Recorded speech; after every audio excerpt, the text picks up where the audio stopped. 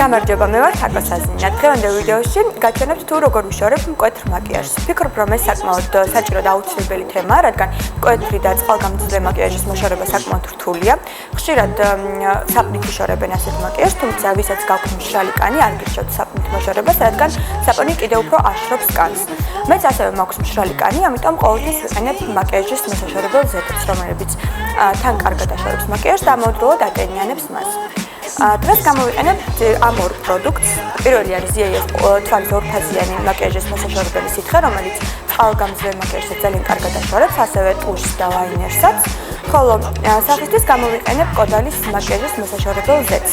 მკვეთრი მაკიაჟის შემდეგ კანს სჭირდება მაქსიმალურად გასუფთავება, რომ კარგად ისუნთქოს და ასევე დატენიანება.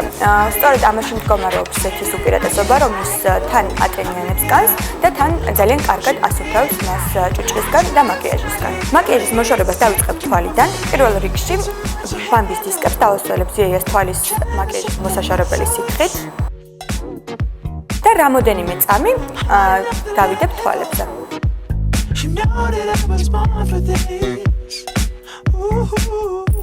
შემდეგ მსუბუქი მოძრაობით, მსუბუქი წრიული მოძრაობით მოვიშორებ თვალიდან მაკიაჟს.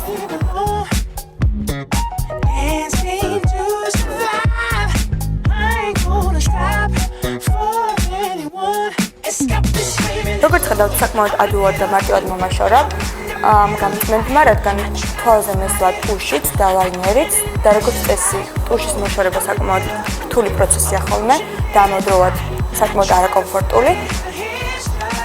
თუმცა როგორც ხედავთ, ძალიან მარტივად მოვიშორე ამ შემთხვევაში მაკიაჟი.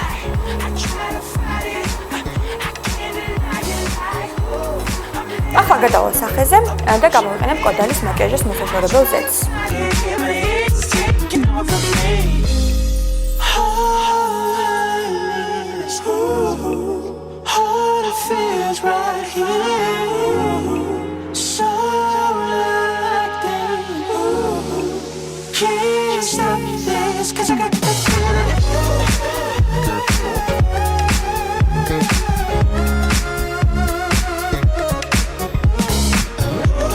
მაკიაჟი უკვე მოვიშორე სახიდან. მძიმე მაკიაჟის შემდეგ კანი განსაკუთრებით მგრძნობიარია, ამიტომ გამოვიყენებ დამატენიანებელ კრემს, რომელიც განკუთვნილია სპეციალურად მგრძნობიარე კანისთვის.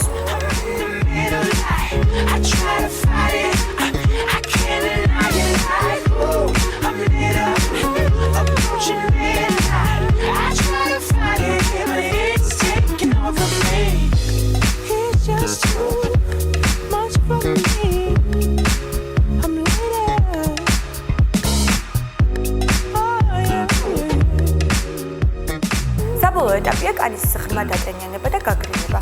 ეს არის ვიშის თერმული წყალი, რომელიც ატენიანებს კანს და ამავდროულად აგრილებს მას.